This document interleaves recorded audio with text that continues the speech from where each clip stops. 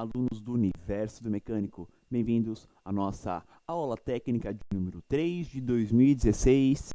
Eu, instrutor Scopino, estarei com vocês falando mais detalhes sobre o GM Cobalt. Lembrem-se sempre, aulas agora pelo canal do YouTube, o canal O Mec Oficial. Curtam, compartilhem, para que tenhamos cada vez mais acessos e esse conteúdo esteja o quê? Cada vez mais acessível a pessoas, a interessados do setor automotivo. Vamos lá, iniciar já com o tema deste treinamento: motor e gerenciamento eletrônico GM Cobalt 1.8, 8 válvulas, sistema de gerenciamento Multec H, NYF e LKF. Hoje, o nosso terceiro encontro, vamos abordar o tema sincronismo mecânico. Um tema simples, mas que influencia diretamente o funcionamento do motor. E tenho certeza, aí, vocês, caros alunos, nas oficinas mecânicas, nos centros de reparação automotiva, nos auto centers, até mesmo autoelétricos, muitas vezes tem um carro com uma falhação, uma alteração de rotação, o motor não é redondo, e aí trabalha-se na injeção, limpa-se bicos, bomba, sensor MAF, velas, descarboniza o motor ameaça de melhorar e depois volta a ficar ruim de novo. Aí vai para catalisador, sensor de oxigênio, né, a sonda lambda, ele ameaça de ficar bom e torna a ficar ruim.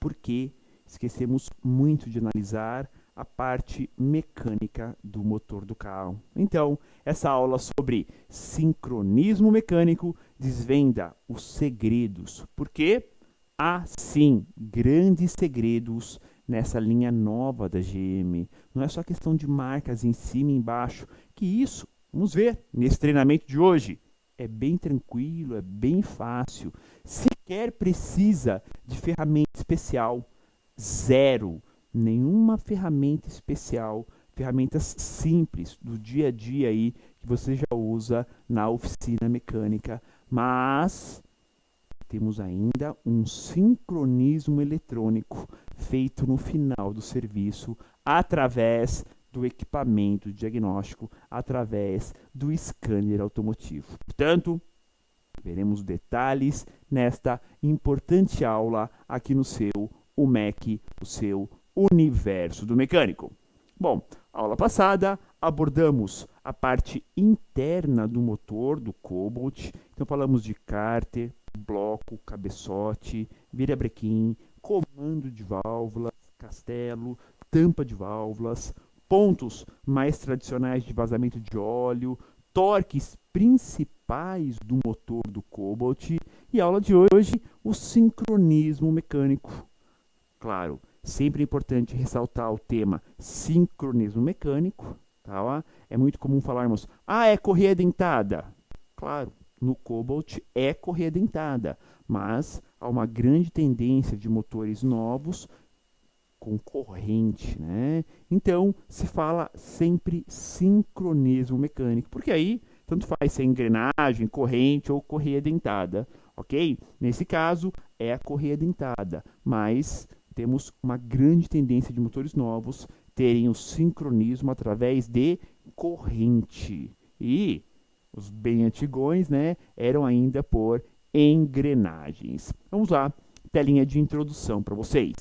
Veremos nesta aula os detalhes para a substituição da correia dentada e demais componentes do sincronismo mecânico do motor. Então, claro, vamos ao GM Cobalt. Boa aula a todos vocês. Aqui é a apresentação visual do veículo, né, o carro, o GM Cobalt.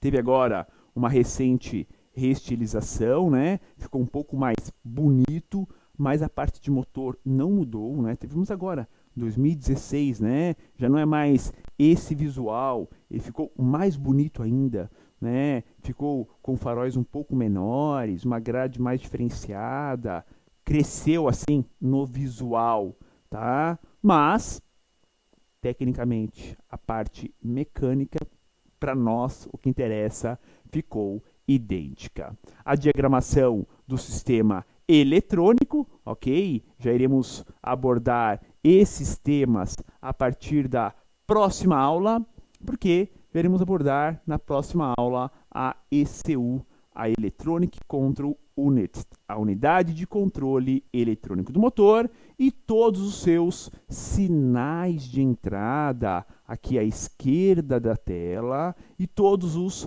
atuadores à direita da tela. Então, semana que vem entramos na parte eletrônica do GM Cobalt.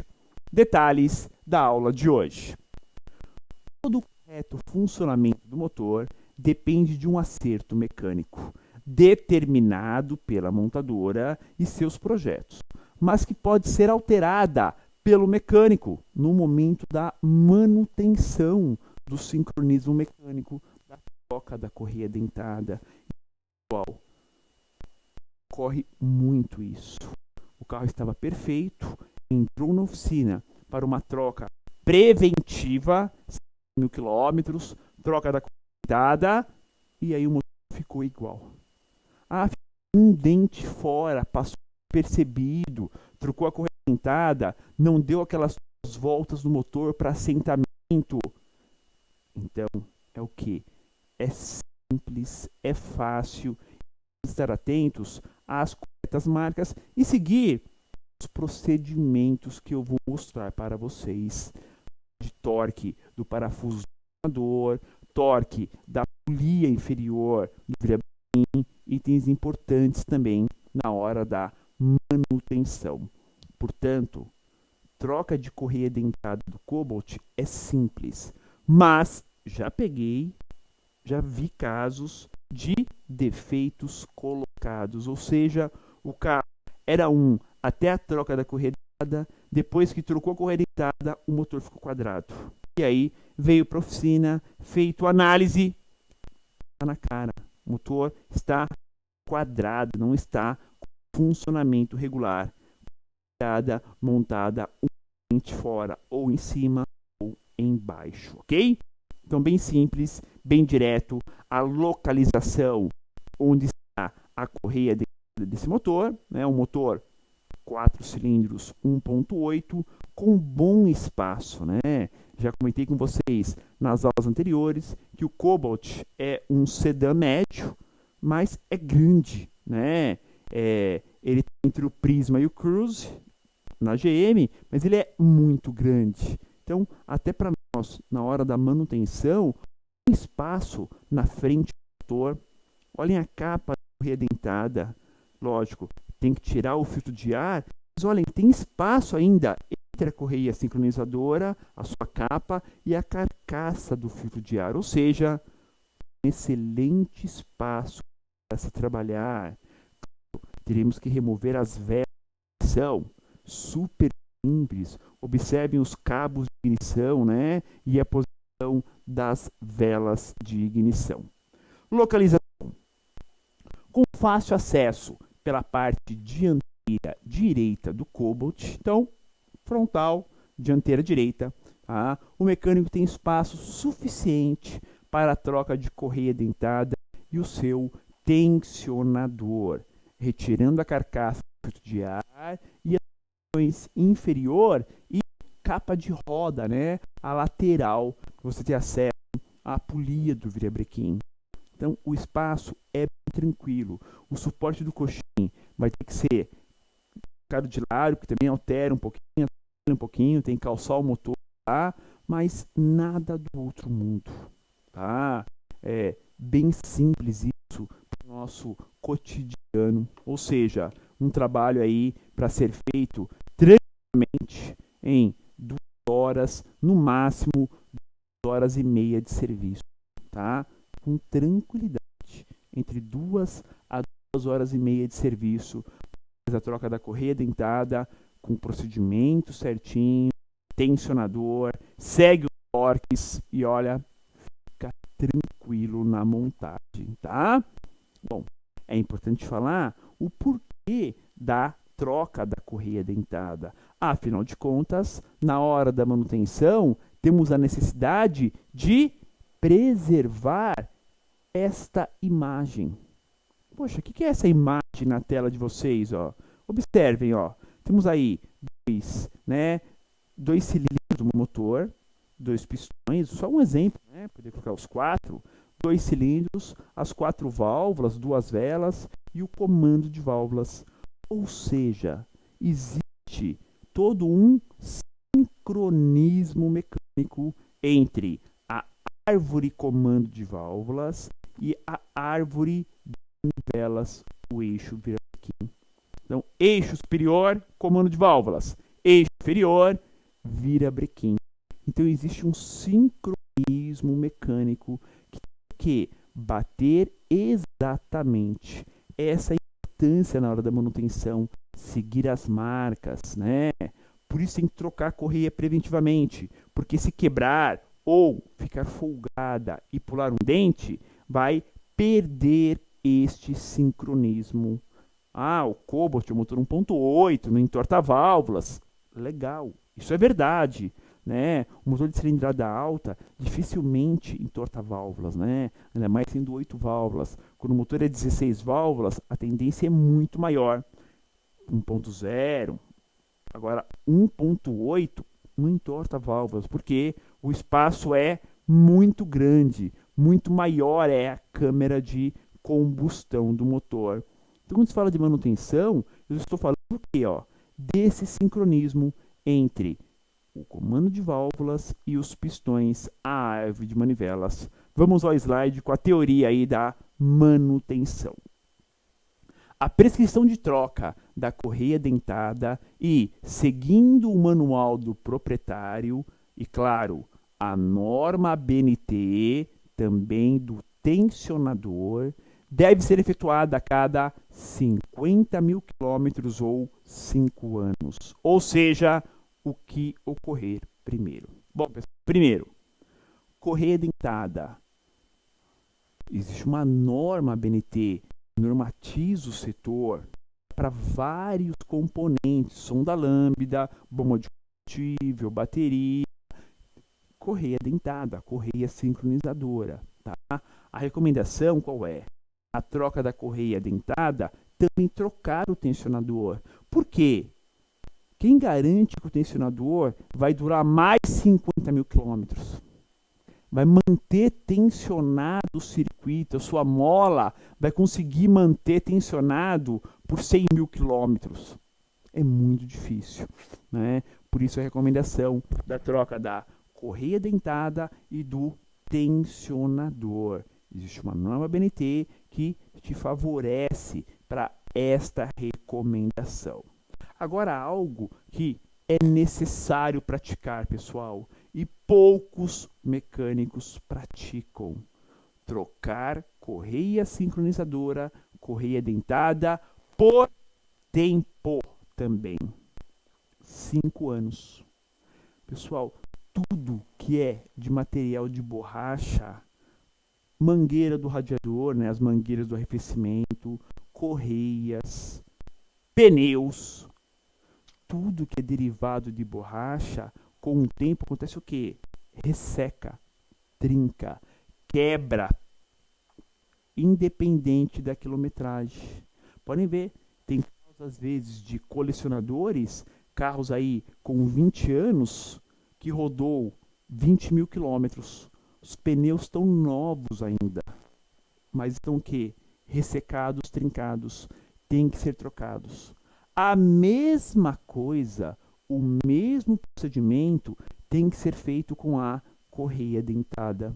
Ou seja, o carro rodou só 10 mil quilômetros. Mas é um carro 2011. Por 5 anos. Venceu o prazo. Tem que ser trocada a correia dentada, porque o material de borracha vai ressecando. Então, os dentes não estão para quebrar, mas as costas da correia vão estar o quê?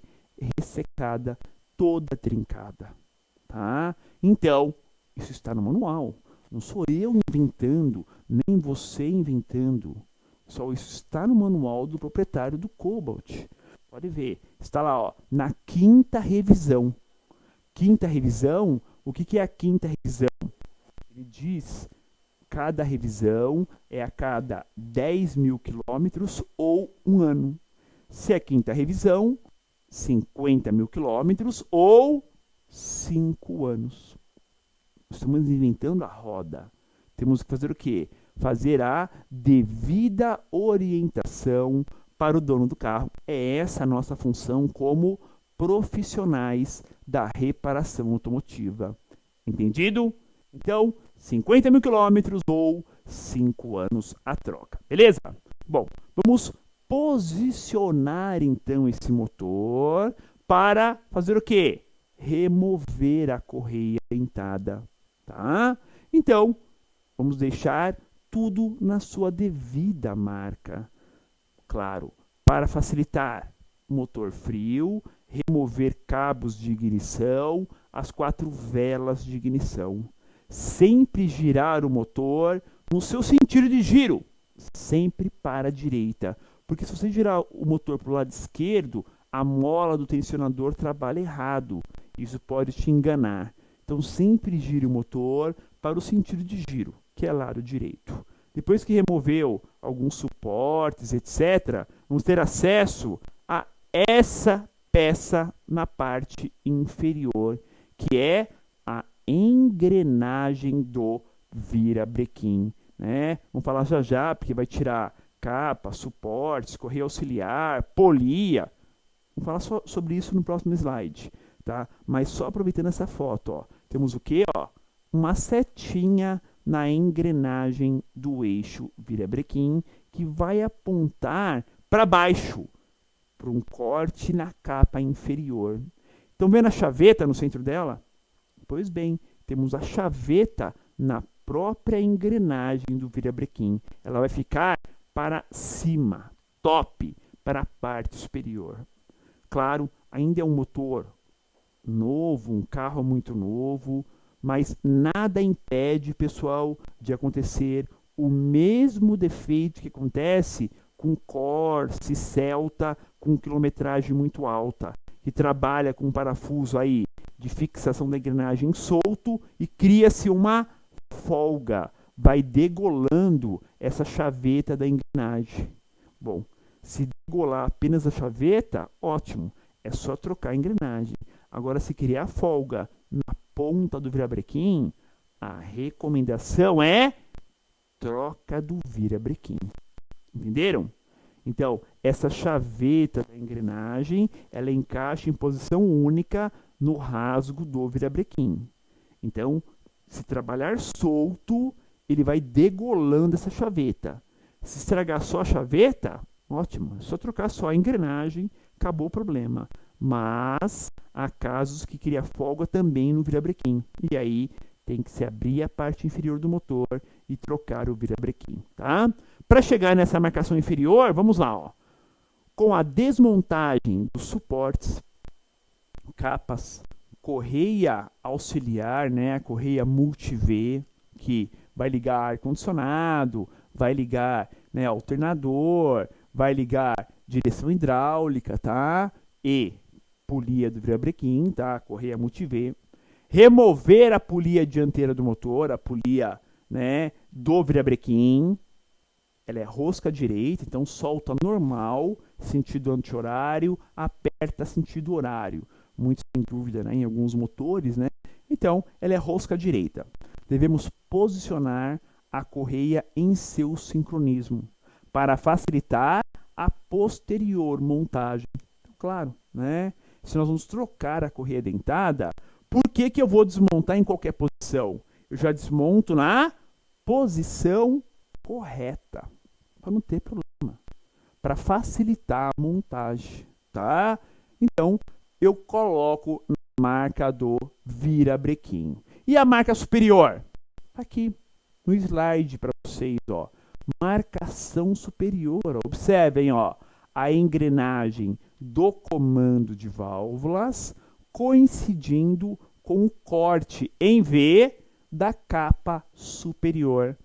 Então, as capas do motor tem grande importância também no sincronismo do motor. Na inferior tem a flecha, né, a setinha da engrenagem, e na capa superior temos o que? Na sua parte superior, o corte do comando de válvulas coincidindo com o corte da parte superior da capa. Vamos aqui à teoria. Na marca inferior, seta na engrenagem indicando para baixo com a marca da capa. E na engrenagem do comando de válvulas, o corte coincide com o corte da capa interna da correia dentada. Falei para vocês, não tem ferramenta, não tem nada especial para esse sincronismo. Tem o quê? As marcas. Tem que ser obedecida, tem que seguir as marcas e ponto final. Não tem muita dor de cabeça nesse sentido. Agora, importante, ó. Olha o próximo slide, ó. Remoção da correia. E eu coloquei aqui para vocês na imagem as capas. Do lado esquerdo da tela para vocês, a capa interna, a de dentro, e do lado direito para vocês, as duas capas externas. Por que eu coloquei essas capas, pessoal? Essas capas vendem hoje no mercado alternativo, também no mercado genuíno, original, tá? Mas já tem para vender. Por quê? Em muitos casos, quando quebra essa capa, não acha a peça, é muito cara. Não dá para montar sem as capas. Primeiro, as marcações estão nela. Segundo, capa quebrada representa o quê? Barulho, entrada de sujeira ou até mesmo água. Portanto, as capas têm que estar em ordem. Então, se quebrou a capa na desmontagem, espanou a porca fixa na capa, observem, ó, a capa superior tem porcas de fixação na capa interna. Espanou, troque o jogo de capas. Né? No mercado alternativo não é nada caro, é simples, é bem tranquilo, tá? É barato e o serviço fica de qualidade, ok? Vamos então retirar a correia com as marcas posicionadas. Podemos soltar o parafuso do tensionador, aliviar sua pressão, né, com a chave Allen, só para ficar mais fácil, e retirar a correia dentada velha, aproveitando para examinar as capas de proteção, tá? Então retiramos a capa, poderemos limpar as capas, ali bater um ar comprimido, ou passar um pano que não solte fiapos, para deixar ali tudo bem limpinho para iniciarmos a montagem. Aqui o painel de instrumentos do GM Cobalt, né?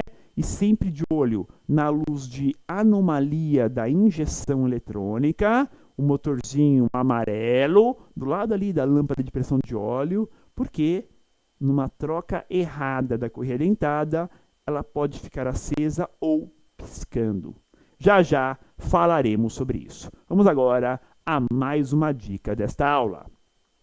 Aproveitando que o motor está sem a correia dentada, analise se tem folga ou marcas de vazamentos de líquido de arrefecimento pela bomba d'água. Por quê? A correia dentada, ela passa pela bomba d'água.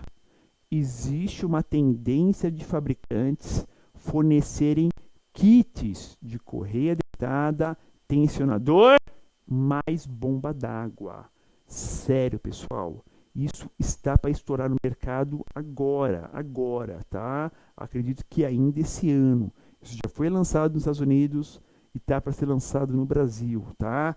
Vem no kit correia dentada, rolamento tensionador, se tem rolamento de apoio e bomba d'água. Então, tirou a correia dentada, verifique se tem folga, se tem indício. Se tem isso, converse com o cliente, cobre 1 hora a mais de serviço e já troque também a bomba d'água, ok? Muito bem, vamos ao intervalo de aula e volto na sequência para a montagem da correia dentada do Cobalt aqui no seu Mac.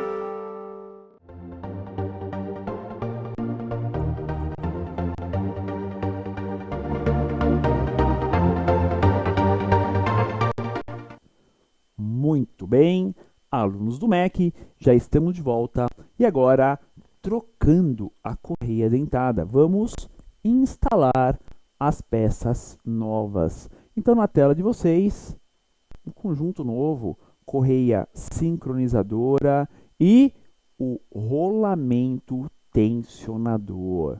Volto a repetir, embora seja uma peça bem mais durável do que a correia dentada, é difícil garantir que essa peça vai durar mais uma troca da correia dentada, né? Imaginem, se a correia dentada é para 50 mil quilômetros ou 5 anos, se eu não trocar o tensionador, ele vai ter que aguentar 100 mil quilômetros ou 10 anos. Então, o risco é muito alto. Vamos aqui à teoria. Primeiro, verifique a correta aplicação da correia e retire da embalagem apenas no momento da montagem. Se você comprou uma correia dentada e a embalagem está aberta ou ela veio sem embalagem, não aceite. Correia dentada tem que ser aberta por você no momento da montagem. Ela não pode ficar esticada, pendurada. Isso danifica os seus cordonéis e diminui a sua vida útil. Então, correia dentada não se pode pendurar. Por isso que ela vem numa caixinha retangular, fechadinha. Você abre a caixa, não pode vir aberta, não pode vir no saquinho. Entenderam? Tá? Então, confere a correta aplicação, embora para essa geração nova da GM, 1.4, 1.8, é a mesma peça, tá? Então, não importa se é o Cobalt 1.4 ou 1.8, é a mesma peça, ok? Comece passando pelo comando de válvulas, virabrequim, e deixando a parte folgada na hora da montagem para o lado do tensionador, tá? Assim você tem o quê? A parte folgada da correia justamente para o lado do tensionador, aquele que vai esticar um pouquinho a correia dentada, tá?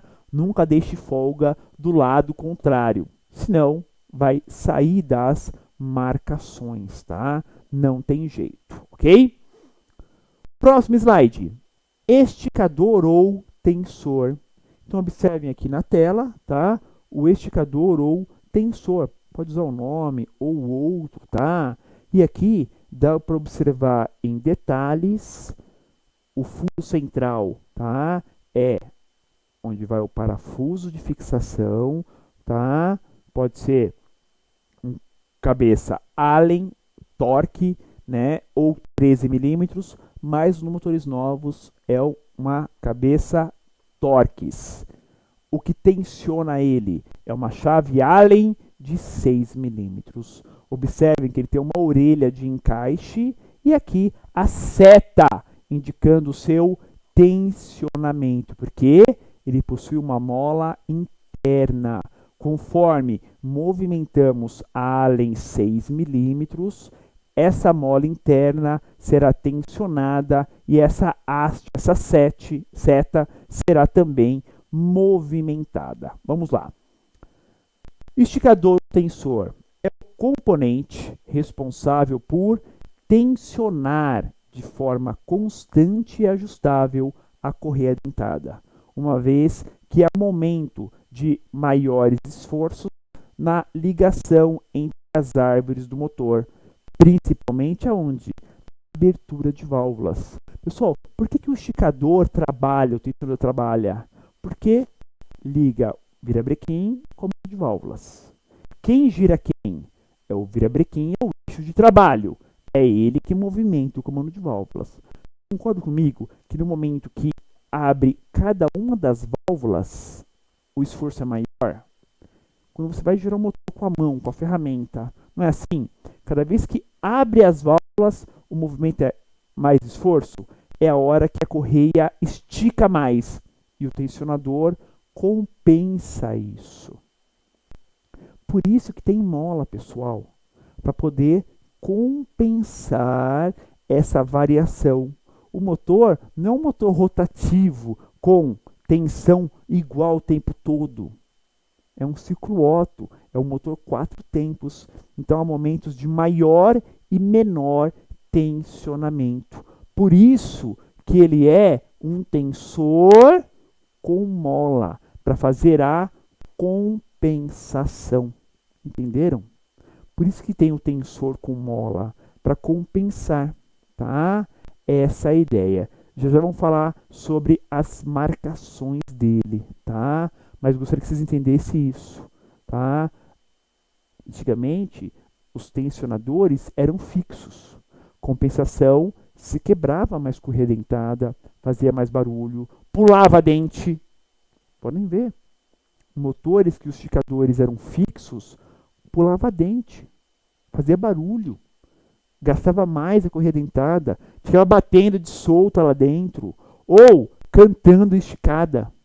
Quantos motores AP, né, da linha Volkswagen, vocês não ouviam fazendo barulho na correia dentada, porque o tensionador estava muito esticado?